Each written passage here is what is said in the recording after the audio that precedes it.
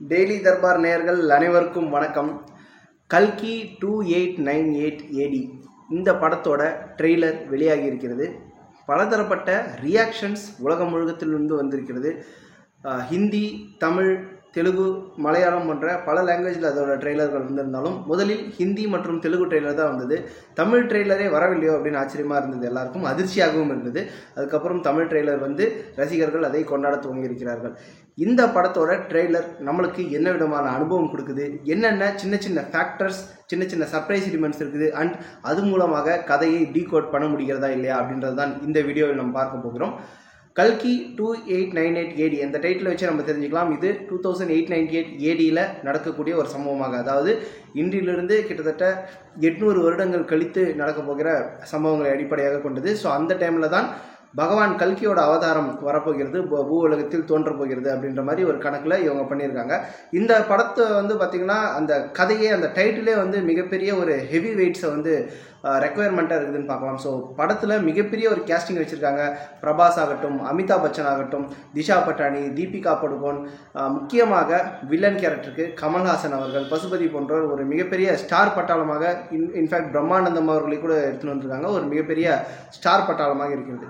முதல்ல இந்த ட்ரெய்லர் ஆரம்பிக்கிறதே பார்த்தீங்கன்னா முதல்ல ஒரு 6 செகண்ட் வரைக்கும் எந்த விதமான ஒரு சவுண்டோ மியூசிக்கோ எதுவும் இல்லாமல் ட்ரையாக வருது. ஒரு பாலைவனம் மாதிரி ஒரு இடத்துல இருந்து தான் அதை வந்து ஆரம்பிக்கிறாங்க.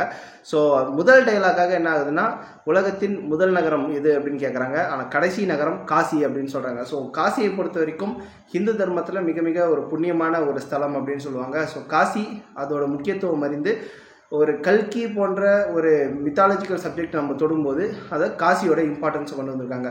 ஸோ நாக் அஸ்வின், இந்த படத்துடைய டேரக்டர் வந்து நாக் அஸ்வின் தான். 27ஆம் தேதி இந்த படம் ரிலீஸ் ஆகுதுன்றத ட்ரெய்லர் 2 வந்து சொல்லியிருக்காங்க.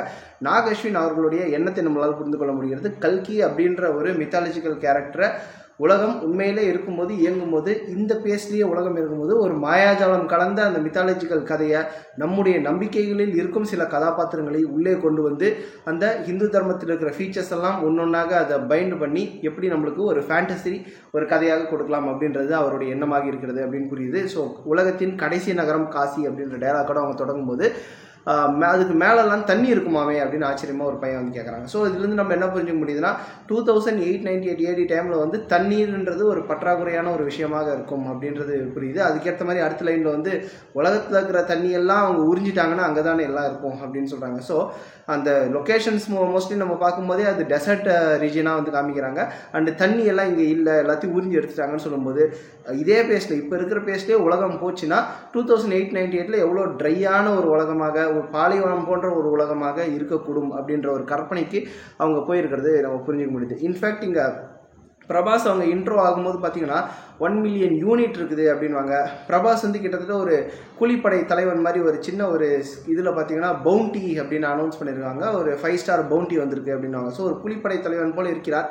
அண்ட் வேற ஒருத்தர்கிட்ட கேட்கும்போது இது பண்ணால் நிறைய யூனிட்ஸ் கிடைக்குமா அப்படின்னு கேட்குறாங்க. ஸோ அந்த காலகட்டத்தில் ஒரு பவராகவோ இல்லை மணிக்கு பதிலாக யூனிட்ஸ் அப்படின்ற ஒரு விதம் மூலமாக பணமாற்றும் முறை போல், அதுதான் அந்த பணத்தை சம்பாதிப்பது போல் அந்த டைமில் யூனிட்ஸை சம்பாதிக்கிறது தான் முக்கியமாக இருக்கக்கூடும். ஸோ அந்த மாதிரி 200 வருஷம் 300 வருஷம் இல்லாமல் 800 வருஷம் நம்ம பின்னாடி போகும்போது எந்த மாதிரியான சிஸ்டமேட்டிக் சைக்காலஜிக்கல் சொசைட்டி சேஞ்சஸ் எல்லாம் வந்திருக்கும் அப்படின்றத வந்து நாக் அஸ்வின் அவர்கள் கருத்தில் கொண்டு அந்த பணத்துக்கு பதிலாக யூனிட்ஸ் அப்படின்னு ஒன்று கொண்டு வந்திருக்காரு அப்படின்னு புரியுது. ஸோ இங்கே முக்கியமான ஒரு கேரக்டர் என்னன்னா, அஸ்வத்தாமன் அப்படின்ற கேரக்டர் வந்து இன்ட்ரடியூஸ் பண்ணுறாங்க. அஸ்வத்தாமன் எல்லாருக்குமே தெரியும், மகாபாரதத்தில் ஒரு அழிவே இல்லாத ஒரு கேரக்டராக கிருஷ்ணர் வந்து அவருக்கு ஒரு சாபம் கொடுப்பார். அழிவே இல்லை அப்படின்னு நினச்சா அது வரம் தானே நினைப்போம். பட் கிருஷ்ணர் அவர்கள் கொடுத்த சாபம் காரணமாக அழிவில்லாமல் இருக்கும் கேரக்டர் தான் அஸ்வத்தாமன். ஸோ அந்த கேரக்டரில் தான் அமிதாப் பச்சன் அவர்கள் நடிக்கிறார். ஸோ அதில் வந்து நான் காக்கப்போவது ஒருவரை அப்படின்ட்டு வந்து சொல்கிறாங்க. ஸோ அஸ்வத்தாமன் யாரோ ஒருத்தரை காப்பாற்றுவதற்காக இன்னுமே உலகில் உயிரோடு இருக்கிறார், அதுதான் அவரோட சோல் பர்பஸாக நினைத்து வாழ்ந்து கொண்டிருக்கிறார் அப்படின்றது அந்த ஒரு ஆங்கிளில் அவங்க கொண்டு வரது நல்லாவே புரிகிறது. ஸோ 6000 வருஷங்களுக்கு அப்புறம் இந்த பவர் வந்திருக்கு, இது வெளிச்சம் வர நேரம் அப்படின்னு ஒரு டைலாக் வரும்போது, ஸோ மகாபாரதம் முடிந்து 6000 வருடங்கள் கழித்து கலியுகம் முடியும் அப்படின்ற ஒரு ரஃப்பான கேல்குலேஷன் தியரியை இந்த படத்தில் இந்த நேரத்தில் யூஸ் பண்ண நினைக்கிறார் நாகார்ஜுன அவர்கள். ஸோ எல்லாமே அது அவர் பண்ண கேல்குலேஷன் படி 2898 கல்கி அவதாரம் பிறக்கும் அப்படின்றது தான் அந்த ஒரு கேல்குலேஷனாக இருக்கிறது. அது மூலமாக தான் 6000 வருஷத்துக்கு அப்புறம் இந்த பவர் வருகிறது அப்படின்ற ஒரு டைலாக்கை யூஸ் பண்ணியிருக்காரு அப்படின்றது புரியுது. ஸோ இந்த இடத்துல தீபிகா படுகோனே நெக்ஸ்ட் சீனில் வந்துட்டு நான் ஈன்றெடுக்க ஒரு உயிருக்குள்ள உயிர் இருக்குதுன்னு சொல்கிறாங்க.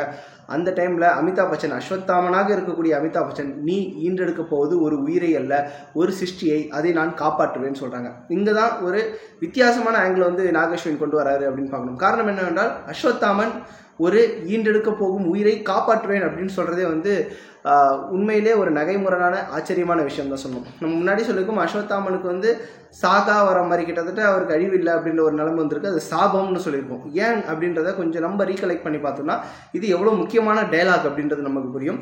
அஸ்வத்தாமன் அவர்கள் போரெல்லாம் மகாபாரத போர் முடிஞ்ச உடனே துரியோதனன் சாவுக்கு நான் பழி வாங்குறேன் அப்படின்னு சொல்லிட்டு நைட்டில் எல்லாரும் தூங்கின்னு இருக்கிற சமயத்தில் பாண்டவர்களுடைய கூடாரத்துக்கு உள்ளே போயிட்டு தூங்கின்னு இருக்கிற பாண்டவர்களை வெட்டிடுவார்.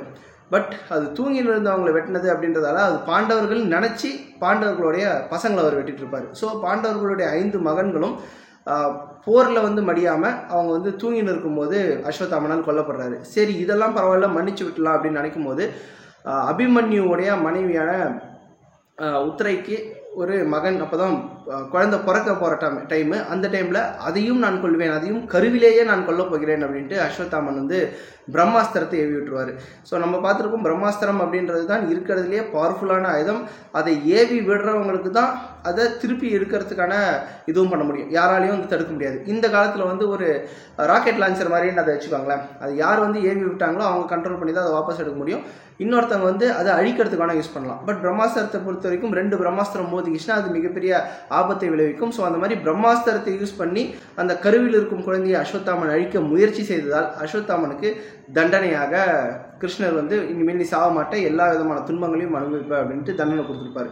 ஸோ ஒரு கருவில் இருக்கக்கூடிய குழந்தையை அழிக்க நினைத்ததால் ஒரு தண்டனையை பெற்ற அஸ்வத்தாமன் ஒரு கருவில் இருக்கும் குழந்தையை நான் காப்பாற்றப் போகிறேன் அப்படின்னு டைலாக் வந்து கல்கி மூவியில் வந்து வச்சுருக்காங்க. ஸோ அஸ்வத்தாமன் அவர்கள் சாபம் நீங்குவதற்காக இது ஒரு முறையை போல் நாகார்ஜுன அவர்கள் கொண்டு வர்றாரா இல்லையா அப்படின்றது ஒரு இன்ட்ரெஸ்டிங்கான ஃபேக்டராக இருக்கும்போது, அண்ட் முக்கியமாக ஒரு இடத்துல நம்ம ஏற்கனவே சொன்ன மாதிரி பிரபாஸ் அவர்களுக்கு ஒரு பவுண்டியாக வருகிறது. அந்த ஒரு மெஷின் மாதிரி அது வாய்ஸ் வருது.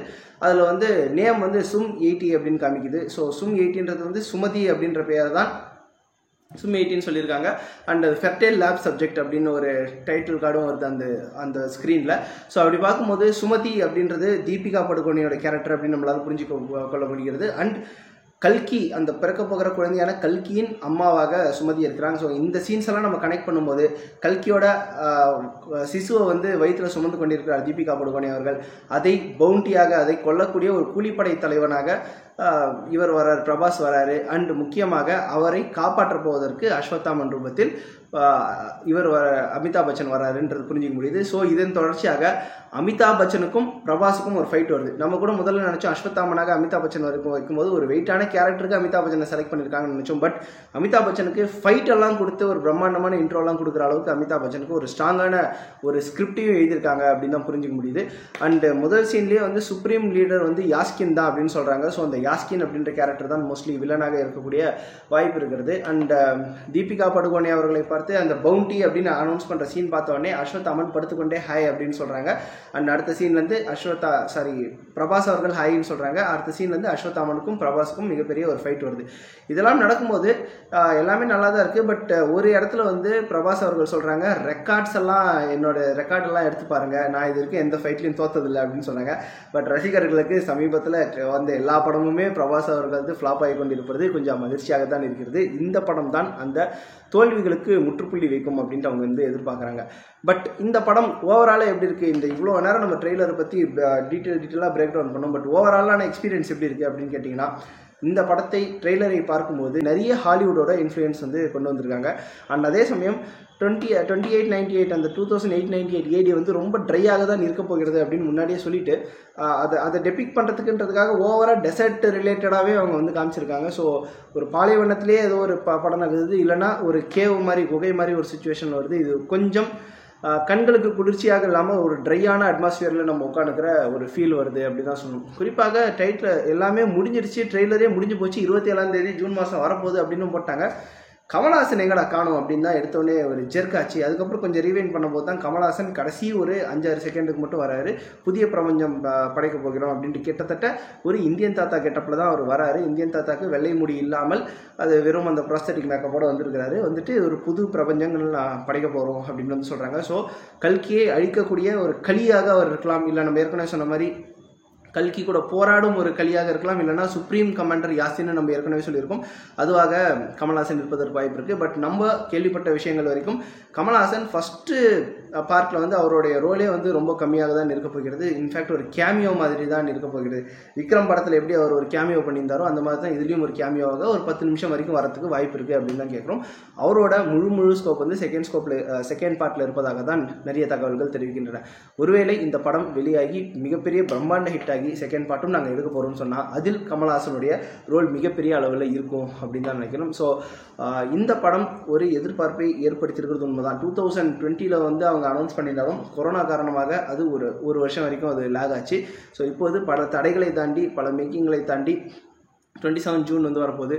பிரபாஸ் வழக்கம் போல் உருன்னு முகத்தை வச்சுன்னு அதே மாதிரி தான் நடிக்க போகிறாரா, இல்லை தூங்கி இருந்து வந்த மாதிரி தான் நடிக்க போகிறாரா, இல்லை வேறுபட்ட பரிணாமத்தை வந்து இந்த படம் மூலமாக காட்டப் போகிறாரா என்பதை ரசிகர்கள் போலவே நாங்களும் அவளோடு பார்த்து கொண்டிருக்கிறோம். இந்த படம் வெளிவரும்போது மிகப்பெரிய எதிர்பார்ப்போடு இந்த 2024 வரதால் இனிஷியலாக அந்த எதிர்பார்ப்புகளை சாட்டிஸ்ஃபை பண்ணிட்டாங்கன்னா இது மிகப்பெரிய பிளாக் பஸ்டர் ஆகிறதுக்கான வாய்ப்பு இருக்கிறது. இல்லை பிரபாஸ் சமீப காலத்தில் வெளிவந்து கொண்டிருக்கும் பிரபாஸ் படங்கள் போலவே இதுவும் இருக்கும் என்றால் மிகப்பெரிய ஏமாற்றத்தை சந்திக்கவும் வாய்ப்பு இருக்குது.